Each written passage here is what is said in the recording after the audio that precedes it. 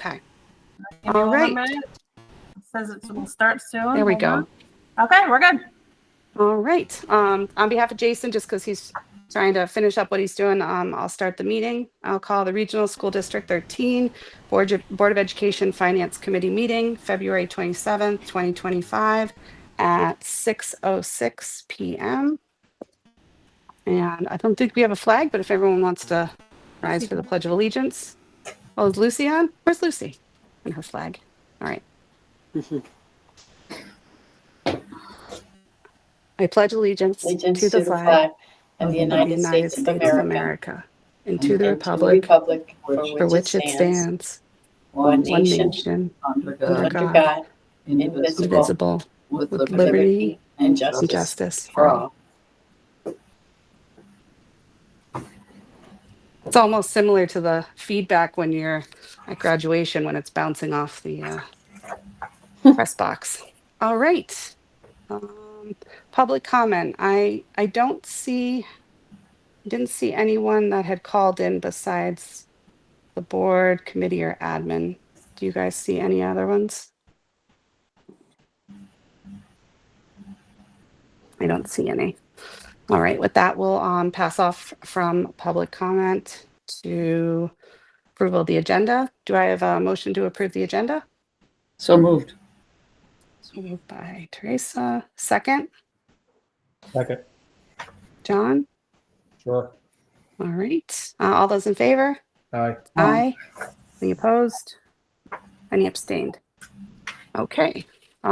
These are old minutes, so anyone new, feel free to abstain from these minutes.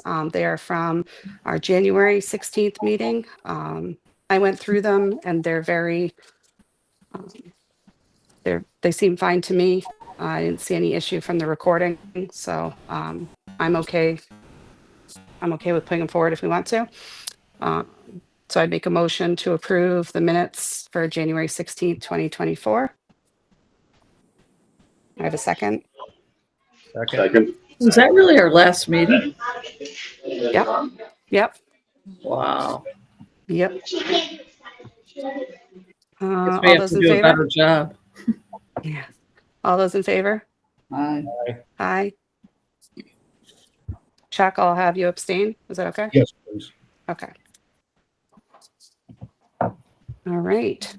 Review the budget process. Kim, do you want to take us and kind of give an overview of where we are currently? You want me to talk where we are with the budget, or you want me to talk about the process to get? Process sounds about right. Okay, so we start in October of every year with distributing the budget materials to the schools, all the departments, and we're a zero-based budget, so they build their budgets every year based on the needs of the year. So it's not just a flat dollar amount. So there are fluctuations year to year depending on what the needs are.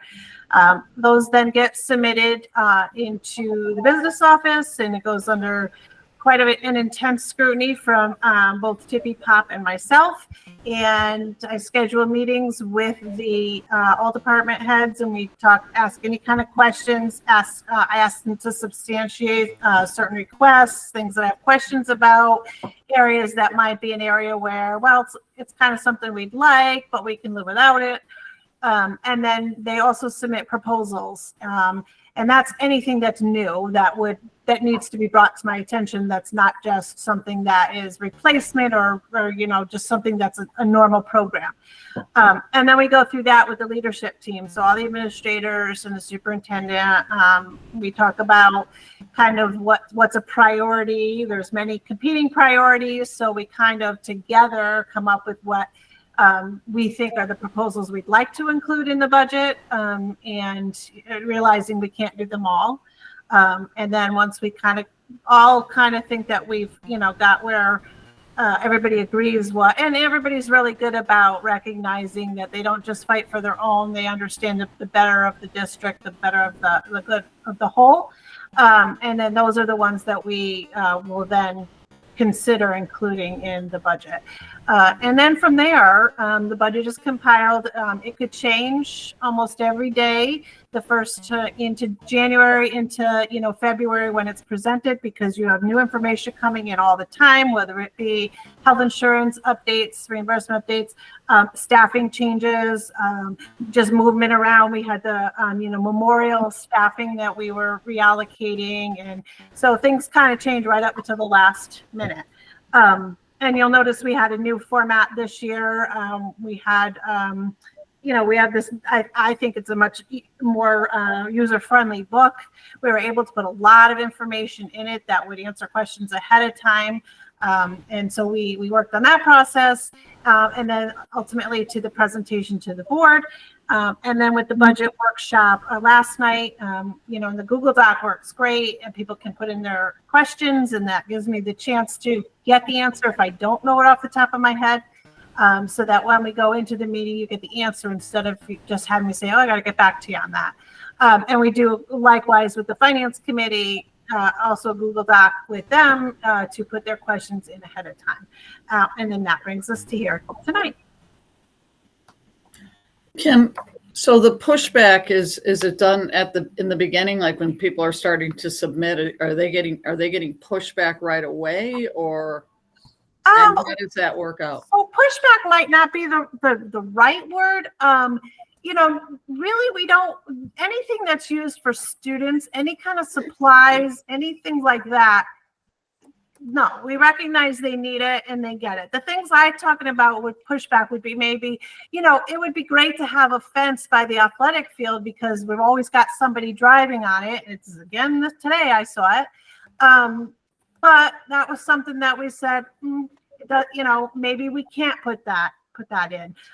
You know, there could be requests for new textbooks, which there were. Well, has that gone through Student Achievement Committee first? So that's the kind of pushback I'm saying. I don't ever judge a principal's judgment or ever doubt that. If they feel it's important enough to put in it, then I certainly want to support that. But I will ask, you know, how are you going to use this? Or, you know, is this something that you really feel that you can support the teacher doing?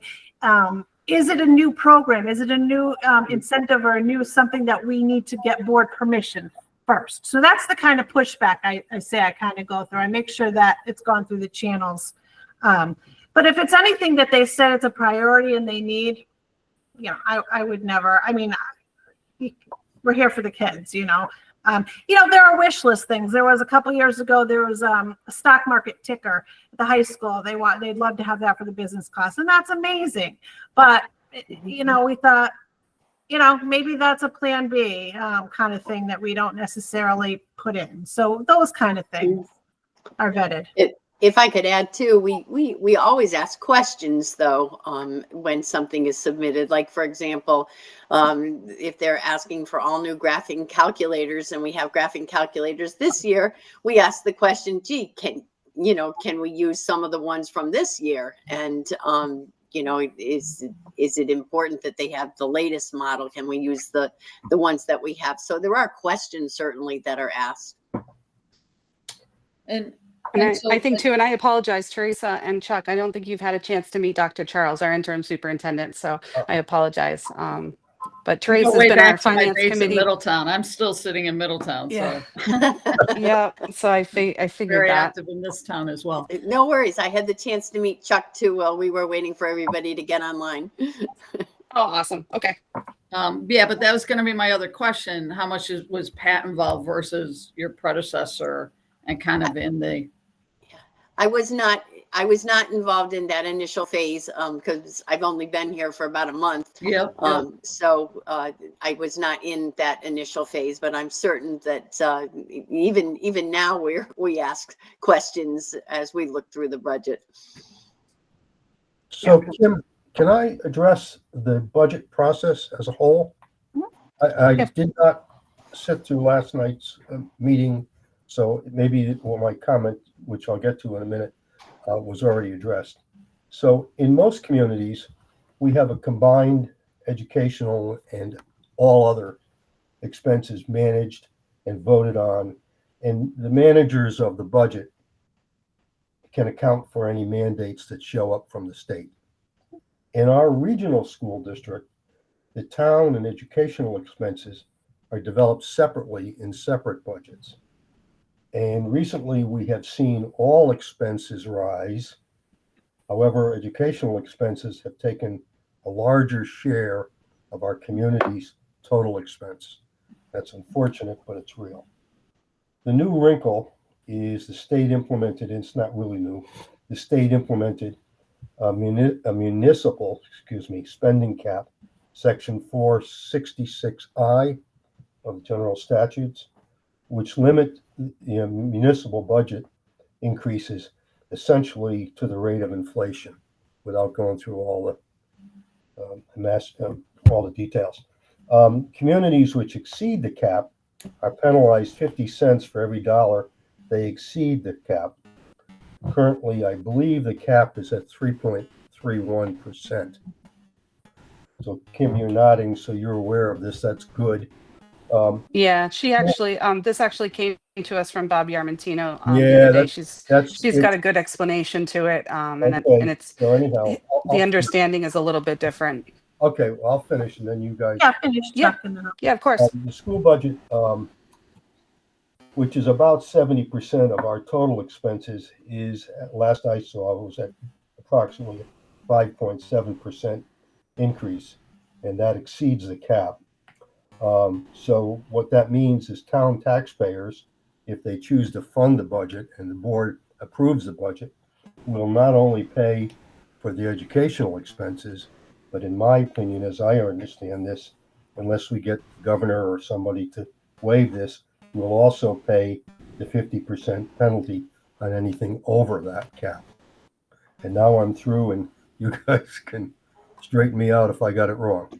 So you're correct. It's not a new, it's been around since 2017. 1991. And it's the only one grant. It's a municipal revenue sharing grant. So it's only paid out if there's any kind of revenue left at the end of the year. And it's only paid out once since 2017. But the cap it's a 3.31. There are allocations for that. So from that net budget, you're going to take away capital, which is 800,000. You're going to take away debt service, and you're going to take away special ed expenses, which is the bulk of is a lot of the budget. With that, and I've run those calculations. With that, we're like 0.2 over the being from last year. Certainly we don't want the towns to be penalized at all. So, but we're not in an area where we're going to harm you by being over. And also the last year, I think Durham they said they had, you're Durham, they had a little bit of a, would have been penalized, but then the grant wasn't paid out, so it didn't matter. So, that's an important factor to the towns. I understand that, but it's not as big of a barrier as it seems to be in terms of being detrimental to your funding. Who knows? Maybe there will be the grant paid out this year. We don't know that. But when I ran the numbers, and I will share them with Beth and Al, we're 0.2 over the cap. So what does that mean? 0.2 over, we would be penalized. So you're saying they'd forego it? So if they do pay out the grant, for the amount that you're over, it's 50 cents, right? Per, what did you say it was? You'd lose half. You'd lose 50 cents for every dollar you're over. For every dollar you're over. So right. So what I'm saying is 0.2. So if we had to adjust our budget a little bit to bring it down under that, it would not be a horrible outcome to us. That's a small amount when you're looking at, we can cut something. I don't really have an area that I would suggest, but I don't think, like I said, it's only paid out one time since 2017. It's kind of, I don't know if you'd want to cut something just in case there would be. What grant are you talking about? The municipal revenue sharing.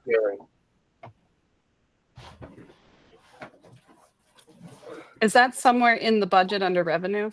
It's in the town budgets. Towns. Oh, it's in the town budgets. Okay. Yeah, that's why you won't see it. And that's Okay. why I made the introductory statements about the separation of the two budgets in a regional school district versus in a normal budget. No, I agree too. And I think it segues into what I was going to talk about before was, it's glaring just looking from our minutes the last time we met in January.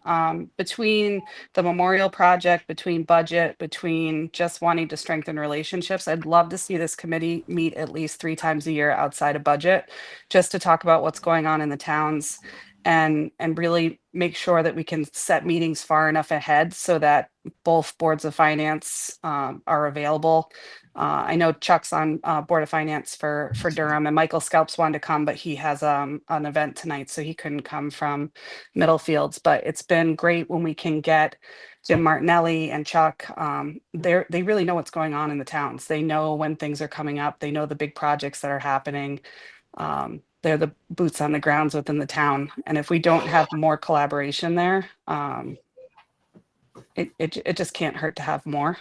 And I think it's a need. The board, I watch all the Board of Finance meetings for the most part, and they're always kind of wondering what's going on with the schools. And we need to work more together, just because we necessarily don't have to, like the towns like Madison or Guilford, regional districts are different, and it really shouldn't be that different. We should have as much collaboration as possible. That it gets rid of confusion. I think Region 4 does it really well. And if we can strengthen those, we'll really know ahead of time where years are going to be really tough. And I know this year is tough, both for Middlefield and Durham. Kim, And there's a lot of additions to it, so. My apologies. Kim, Go ahead. When I looked this up on Google search, my AI response was that the governor can grant us a waiver. So, possibly some pushback to our legislators, because this is everybody's got high expenses this year, high inflation that we're all dealing with, and the state, I think, is fat with cash. So perhaps this is a year to ask for a waiver. I can reach out to the state reps too and just see what they have to say. I did. They've been great. So.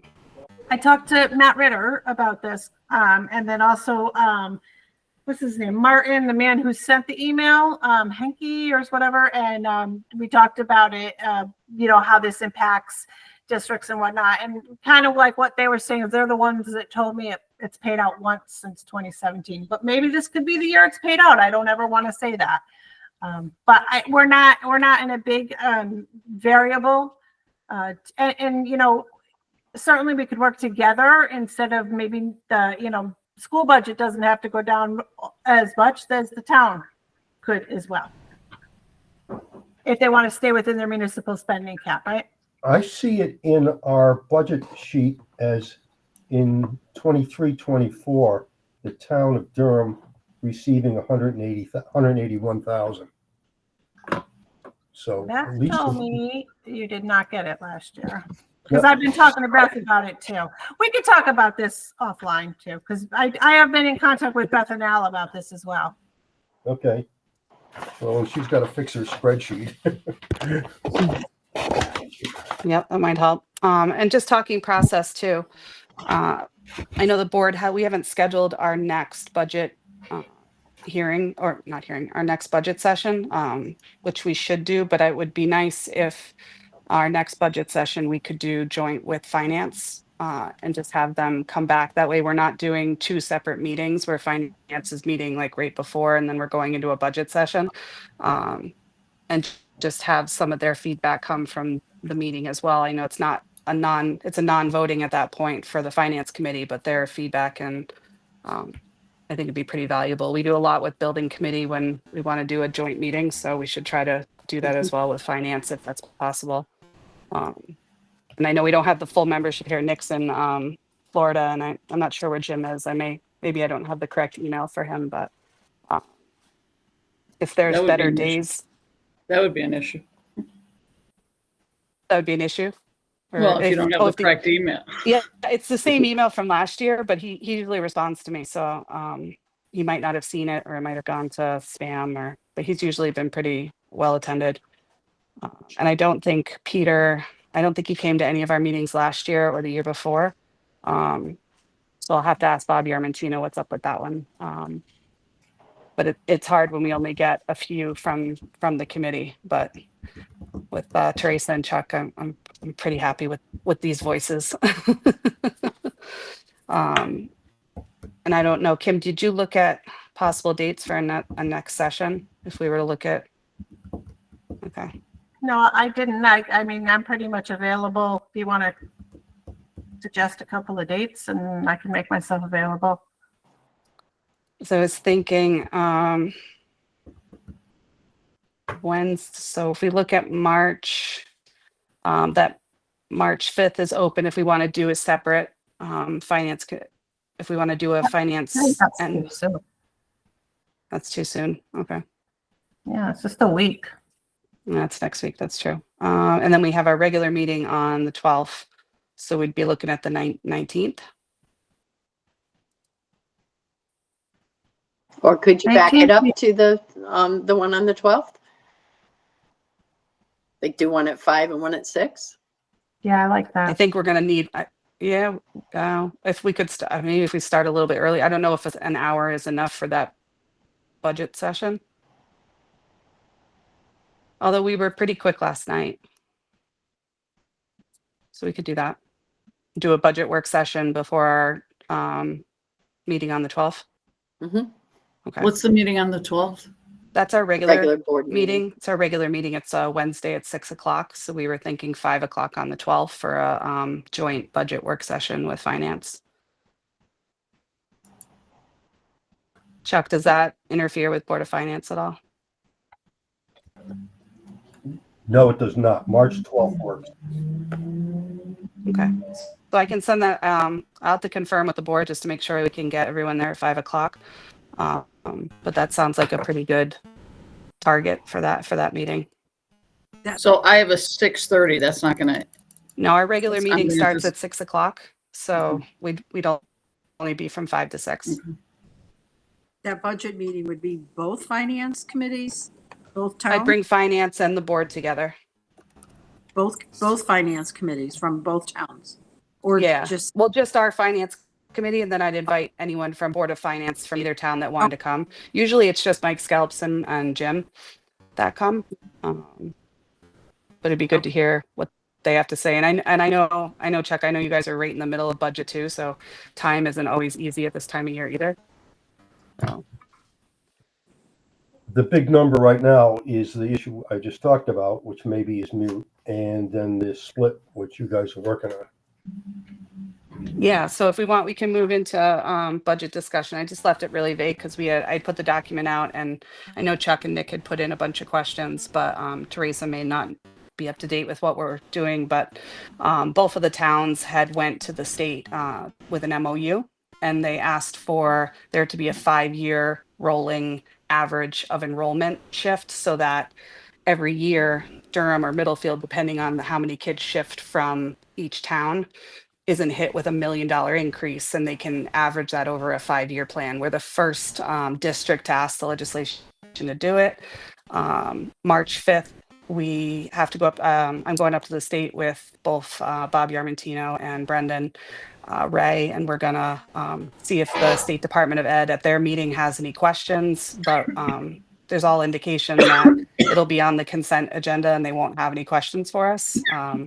It's a really good model for regional districts across the state to be able to do this and have the towns really, it doesn't really, in a sense, save money because the budget is still what the budget is, but it does allow the towns to plan a little bit better. So it's one hurdle for the towns. And I know it's always stressful for Board of Finance and Board of Selectmen even to know, what's that shift in enrollment? We're waiting for it. So we believe as long as that is all set with the State Department of Ed, I asked for some clarification on whether that had to get passed in the legislation through the statute. And it seems like that's not a possibility, that it's not necessary. because the state statute follows the process, but I'm going to follow up with Shipman and just make sure that there's not some way it has to be codified if it does pass. But it's, I think it'll be pretty exciting to be able to have it come through, and State Department head's pretty excited about it. So The last time I looked for Durham, 770,000 was a mill. So it doesn't take much to flip us a mill and a half. And Middlefield being half our size, I'm sure their numbers are half as much. yeah, and I think Middlefield's last shift was almost $1 million, right, Kim? Yes, and it's interesting because I've run the numbers both ways, and I actually just today sent them actual with this budget both ways to both Alan and Beth. Oh, And good. if you were going to use the 5-year average, it favors Durham. And if you use the annual method that we're used now, Middlefield, it favors Middlefield. So, depending on how, if it gets approved at time, I think everybody wants to use the 5-year average, and Durham would actually benefit this year because Middlefield would get an increase, a higher increase. You both get an increase, but it would be higher. You can't tell us what the numbers are, or do I have to twist that on? I have it on my computer. I didn't print it out. I can send it to you. It's not a secret. That's fine. That's good. Okay, perfect. And then the other big thing in the document was the special ed funding that the state has allocated. I'll explain that a little bit just because you see in the news, and I said it last night at the budget session, but the state has allocated over, I think it's just about 40 million to districts across the state in order to subsidize the ECS grant to get closer to fully funding that, which sounds great. For Durham, it's not amazing. It's I think Kim would say it was about 122,000. Is that what it was? Yeah, but we budgeted. But we already, So it won't reduce our budget even if that does get through. because we budget it in order to anticipate the fully funding on You it, kind right? of never know what they're going to cap it at, so we always are hopeful and try to budget high, but we get less than we budget every year. So we can, I can finish going through some of the questions, or I can, if you guys have anything reporting from the town. Chuck, I don't know if you wanted to report anything from Board of Finance, any concerns coming out of Durham's budget. Well, both towns are facing some heavy DIMIAB expenses. That's our dump. With tipping fees, we're trying to work that out. So that's a big expense to both towns. And that's we where have, everything's getting hauled off to? Is that what that is? Yeah, that's correct. Okay. That's right. And that's all over the state, but that's going to hit us particularly. And then we have a road project that is getting to be troublesome, Shady Lane, that we may have to deal with. There's an old farm road. We should have abandoned it years ago. Somebody built a house on it. It joins Route 17. The state is saying that the intersection isn't safe, and they've sent us a letter that says, go fix it. And it's a big number, like all road projects. So. And I know, even talking to Brendan, I know the community center has been a big increase this year with more staff being hired there, along with the facilities director and the improvements that they're doing down at the community center. So I know that's always an ever increasing cost on. That's something we took on knowing. This one Yep. was a surprise. Yep. And then have you guys come out? I know had a couple budget sessions. Have you guys proposed a increased number yet from Durham? No, I'm not ready to. No, we're not ready yet. You're not ready yet. Okay. I'll twist Kim's arm, but I'm not giving up. All right. It Okay. was a one-way conversation. We got it. And I know I talked to Jim the other day, and it's just an ever, stressful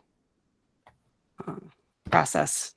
And we know how much of the funding goes to the district versus what is happening local. And, I was talking to Laura Francis at RTC the other day, and she just said so much they've waited on so much because they just haven't been able to get the things done that they need to in town. So we have to ever be mindful of those things too.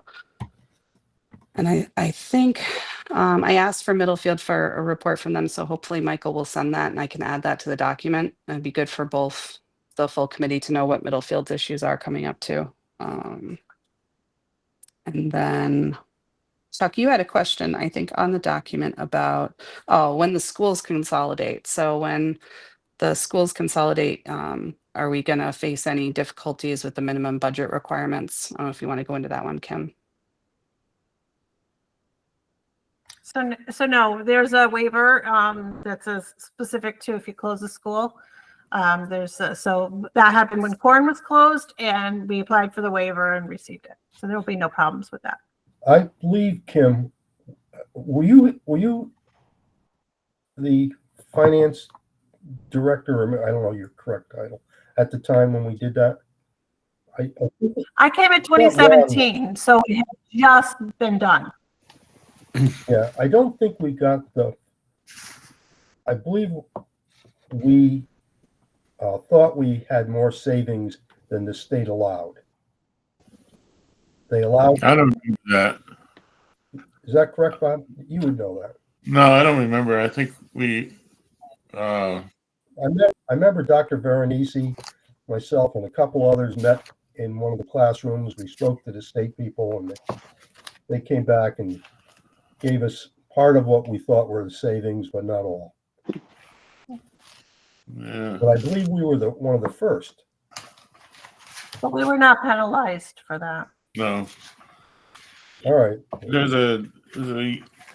have the annual budgets in what page in the budget you have that, Kim? Yeah. You have the list of all the annual. Yep. I'm looking. Anyway, it showed the reductions back in 2015. I know we got part of it. I just don't think we got as much as we thought we had saved. Yeah, historical budgets are on page, that's 24.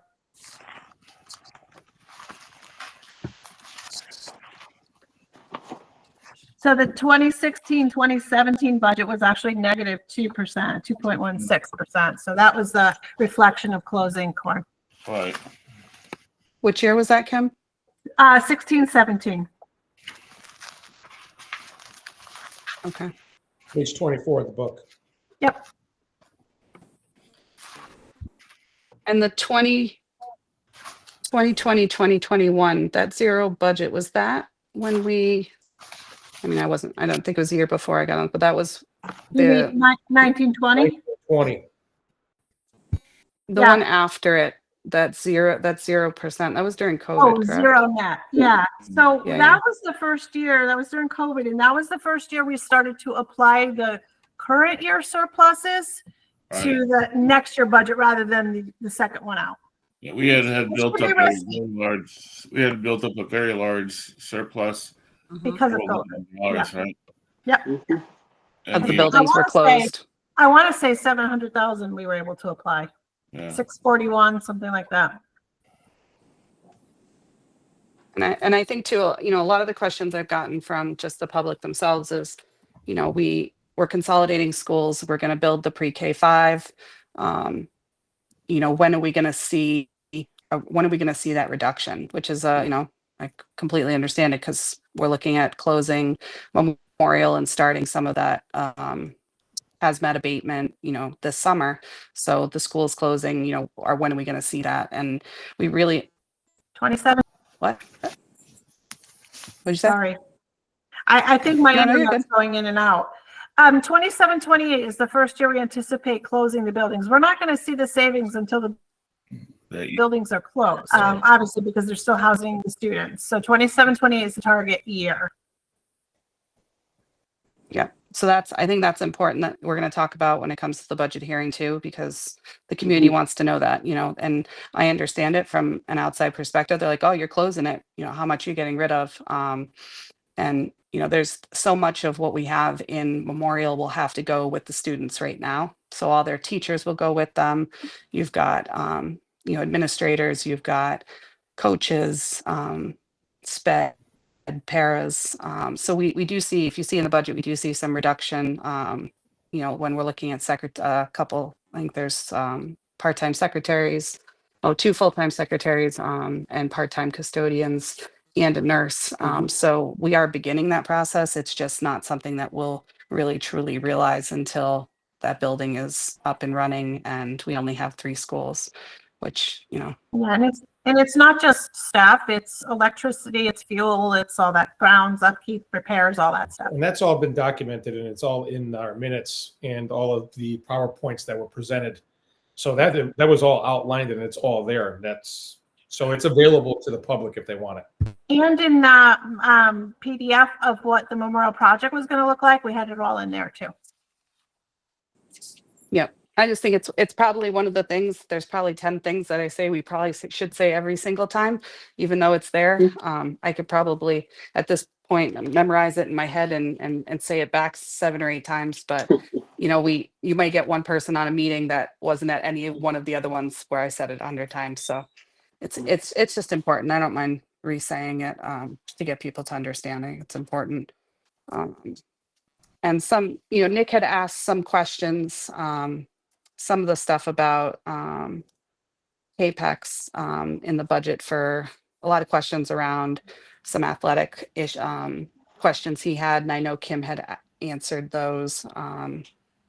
And I think he thought that was the best place to put it, but he said that he was okay with moving that stuff to our budget work session with Finance Committee so we can get those questions answered. And then let me see. Chuck, I don't think there was another question that you had. I think we had talked about the proposed ECS funding. Yeah. And I think Kim, you answered that one on the Yeah, so with the governor's proposed ECS, it's the continuation of the make whole, I think they call it, or where they're starting to reduce non-alliance districts to make up for those districts that should be getting more funding, should being their word. So what happens is Middlefield is going to have less, if this passes, less ECS of $5,000. Durham's going to have $22,000 less. So That's lucky for us, it doesn't hit us majorly impactful. Some are in the, you know, half a millions. Mhm.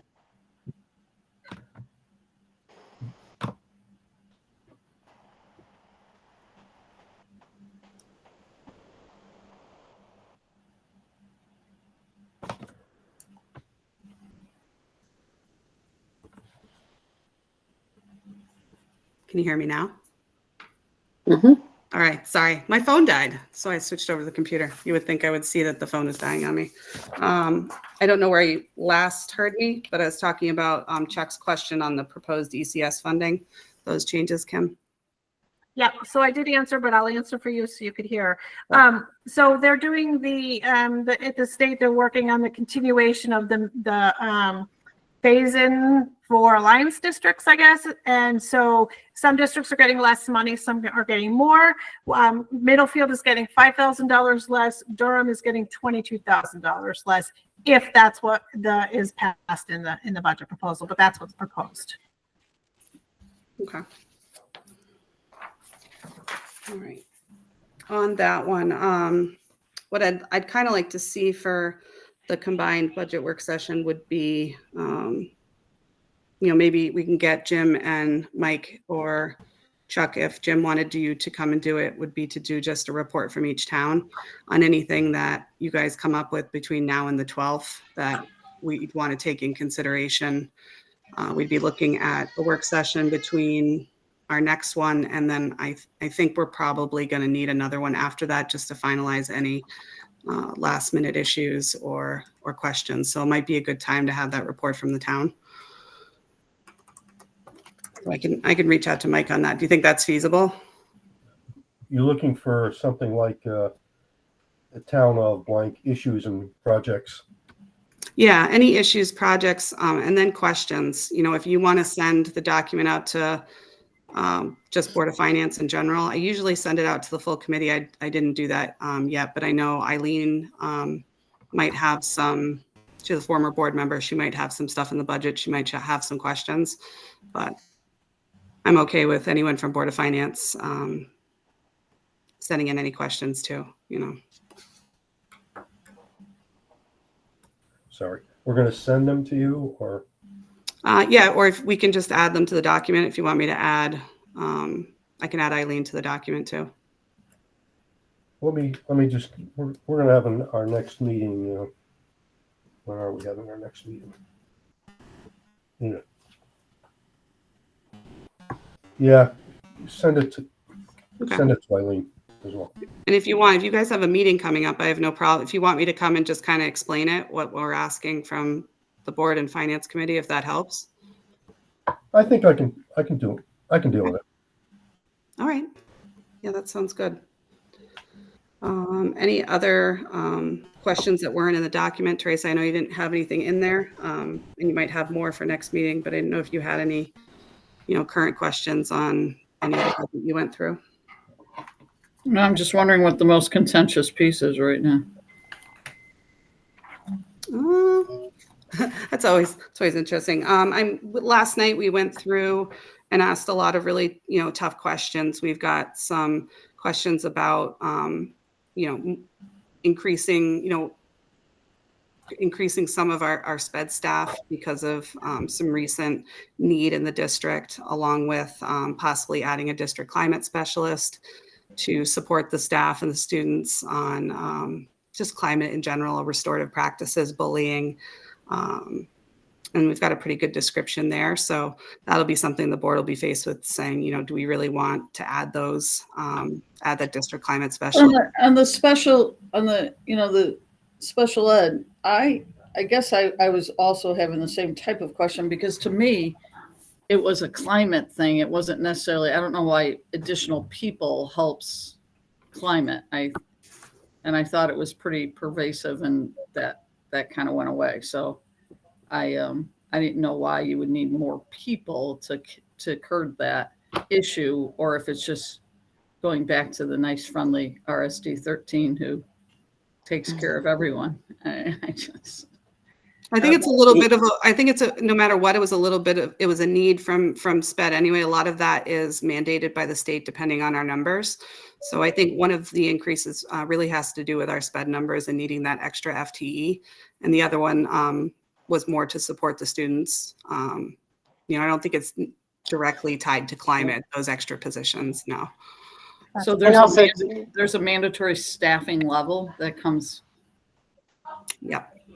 That's weird, because I've always heard that we're usually overstaffed in that area from other districts, and that's been Might be because our SPED numbers are higher than that district you're talking about, but I don't remember what the ratio was. It's, it all depends upon the student's IEP. And if the IEP calls for a one-on-one pair, or if it calls for an out-of-district placement, if it calls for transportation, all of those things get incredibly expensive. And I wonder if part of the reason why our numbers are as high as they are is that there's maybe Durham and Middlefield are known for having excellent support services, and people come for that reason. But it's very expensive. That, Pat, to be honest with you, has been the talk of the townspeople. That there's no doubt that that's the way individuals do speak. But what you're saying is a little different, because you're saying that we're meeting the mandatory, that we have to increase to meet the mandatory requirement. So that would speak differently. That would mean that our town would be, I guess, higher just because we have more kids, I guess, is the answer. I don't know. No, I think it's separate. So what we're saying is here is our SPED numbers are so high because we truly do SPED really well. And I think that a lot of families know that, and a lot of families have moved here because of our reputation. And that naturally increases our numbers for staffing. I think Tina just had said something in the chat too. That's what she said. Sorry, all I said, and I don't know if I can jump in, but just to back up what Pat said, those things that appear in individual students, VPs, per FERPA can't be right. So if a higher percentage have one-to-one in their IEPs, people on the outside don't know that. You know what I mean? So to the outside world, it may seem like we have more staff than students per pupil or whatever we want to call it. But when you dig into the IEPs, like there might be things in there that they don't see, that they can't see legally, right? Because we have to protect our kids. Yeah, and the IEPs have service hours. So in order to be able to meet those service hours, you need there's not necessarily a number of staff members you have to have. You have to have enough to meet those hours legally. Yeah. And that was going to be an ask regardless of the special ed ad hoc committee, that we just needed more staffing there. And then we talked Would that address my question as to why our cost per pupil is so much higher than other districts? So there's so many reasons why cost per pupil is higher in a regional district than in a regular local board of education. Because we have expenditures that they don't have. We carry our own debt service. Local boards of ed are part of a town. They don't carry debt service. We have very veteran teachers, so they're at the higher scale of pay. So that does, you can look at that as a double-edged sword. That's a great thing, but then it also is more expensive.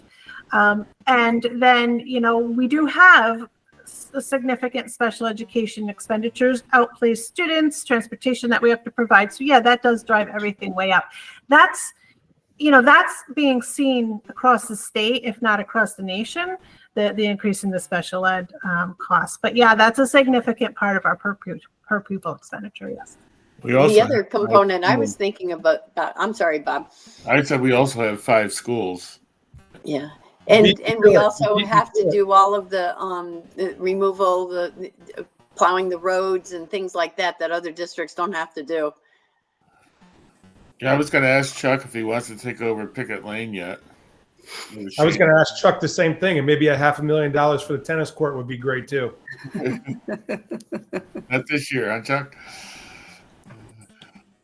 I'm having trouble hearing. Yeah. I mean, Kim hit it right on the head. We do have a very senior staff, and we do have, I've always been a kind of a critic of this myself, but I mean, our collective bargaining and our wages and healthcare are high. So, I mean, but when you have a tenured group of employees, that's going to come obviously with what we have. So that's a big part. And we've also talked about where we can eliminate people, and we're just not there. We even had a discussion about it last night.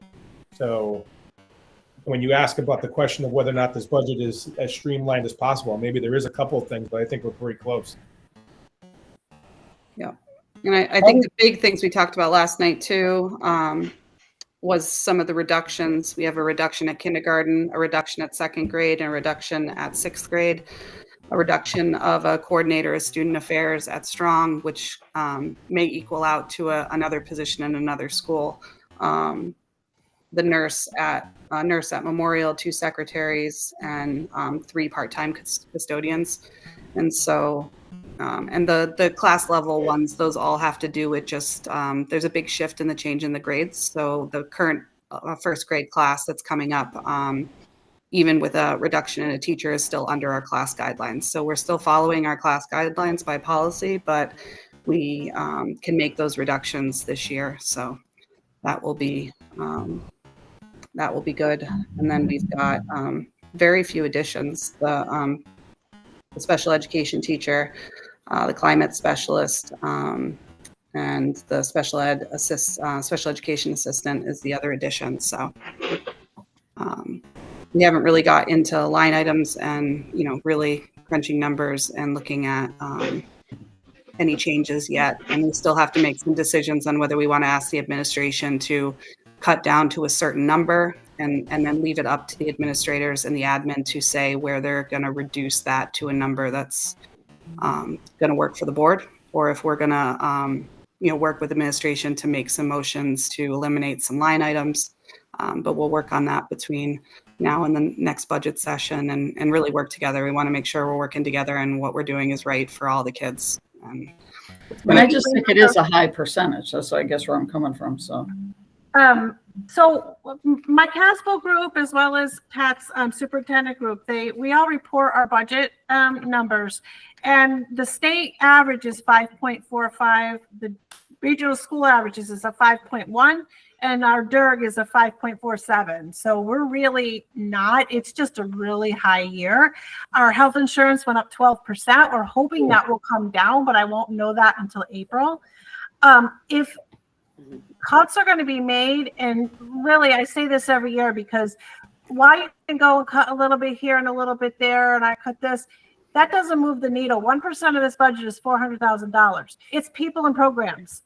That's what's going to move the needle. If you just take a couple of things here or there and you remove a couple of postseason athletic trips, buses, doesn't move it at all. So it's a hard decision to make. That at this point, it's people and programs that are going to make the difference. So if we get down to a number that the board is okay with, you may not like the cuts. They're going to be tough. Yeah. And I think too, we spoke about it last night. It's why I think these joint meetings might be so much better because we don't repeat a lot of it. But, we did find out, and we don't really know 100% where it can be allocated yet. But the HVAC grant from Memorial, we found out doesn't need to be reimbursed. So that's 1.2 million that could be allocated to ADA in issues at Strong or the high school or another project. We just don't know necessarily on the guidelines what it could be allocated to, but that could really help knowing ahead of time, thinking about capital, what we're going to be spending to upgrade the buildings. And I think long-term, it's going to be hard. We're going to have a beautiful pre-K 5 building and kids will spend 6 years there. And then they'll go to Strong. And if we don't maintain those buildings and make improvements to those buildings, we want the same amount for those kids once they leave that school too. So it's going to be something for future boards really to keep in mind to make sure that, we have a brand new building here, but are we maintaining, the education structure for those kids to leave that brand new state-of-the-art building to go to our middle school and high school, and retention, just knowing that we want to be welcoming. We want to make sure that they're getting what they need and want to stay in district too. So. And we have the chance to do it right now. We don't want to be in this position in 20 years saying Memorial needs a new roof and Memorial, the new school, needs a new whatever, and we didn't save any money for it. So we've got the opportunity to start saving for those systems that need to be replaced too, in addition to fixing that our buildings, so that all of our buildings are state of the art, nice, and we've got that opportunity with that HVAC grant and with the bonding funds to do significant work on those buildings and to save for future Memorial needs. Yep. I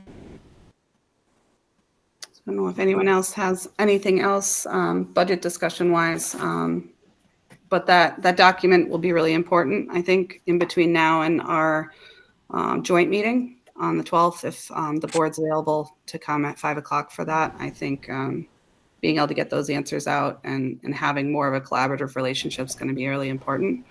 You mentioned you wanted to have these meetings with this particular group more often. If I may suggest, maybe January, May, and September be some hard 3 times a year. Kind of puts us at the beginning of the year, mid-year.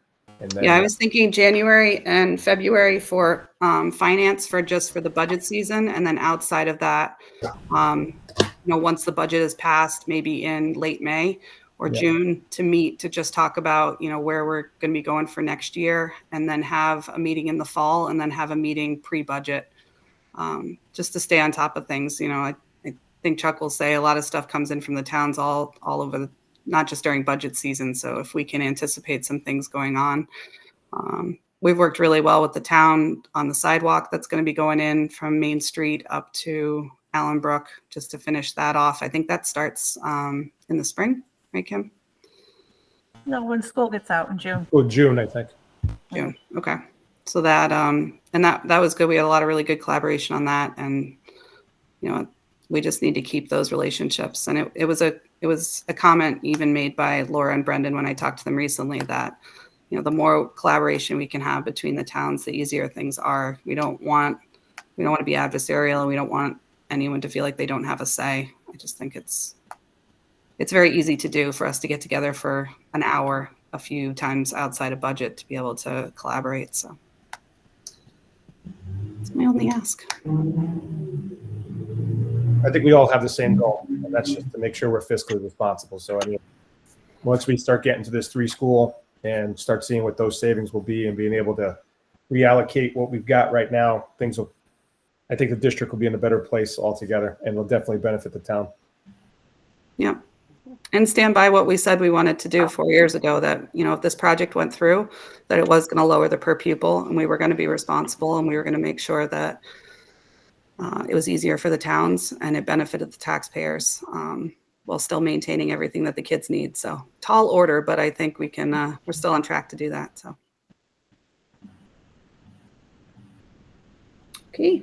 I'd like to ask one more question. I may be, again, a little bit out of the loop.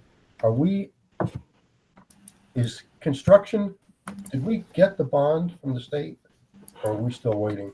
Kim just updated on that last night. She can again if you want me to, Kim. No, I can.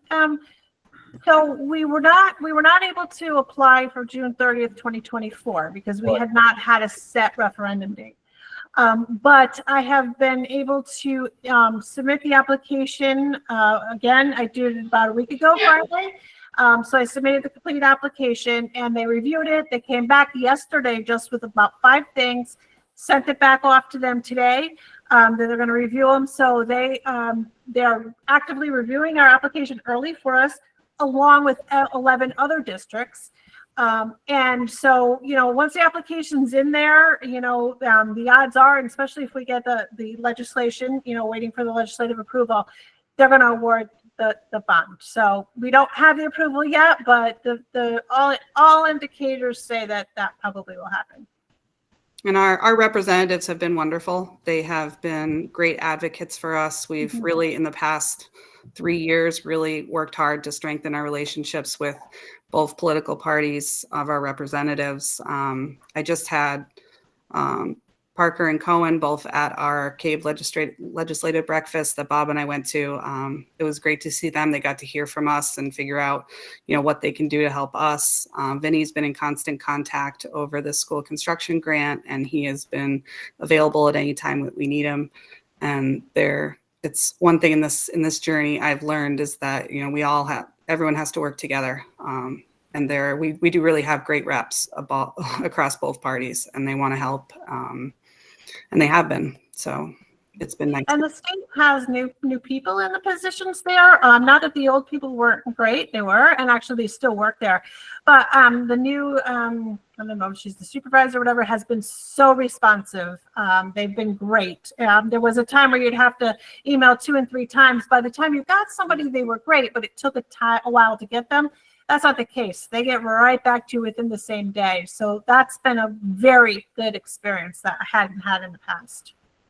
And I think they indicated too and it's kind of a misconception, that this is like something D13 had figured out how to do in a little loophole. It happens every year. There's 11 other districts besides us that just this year are doing the same exact thing because you have to work around referendum dates. You have to work around registrars and when they can do these votes. And so it is a normal process. It's not ideal. We all want to be into the priority list right away for planning. But looking at our timelines with design and the start of abatement and construction, we're on target, and it's a testament to our architects who did the feasibility study and Kim and really the state working with us. We knew it was tight, but we've worked really hard, and hopefully, we're still on target for July 1. It will save us a lot of money in escalation costs on building materials in general. I always forget what the number is, but I always don't like to hear that we could lose millions of dollars if we wait a year.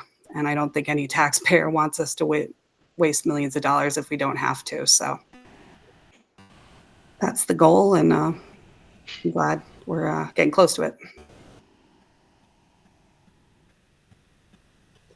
Chuck, you have any more? I always love your questions.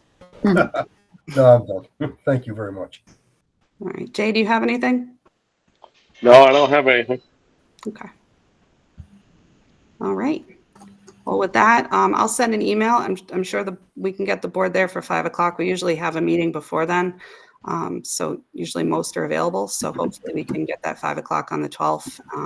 And I'll send an email out to both boards of finance and just invite them to be a part of the conversation. And we should be good.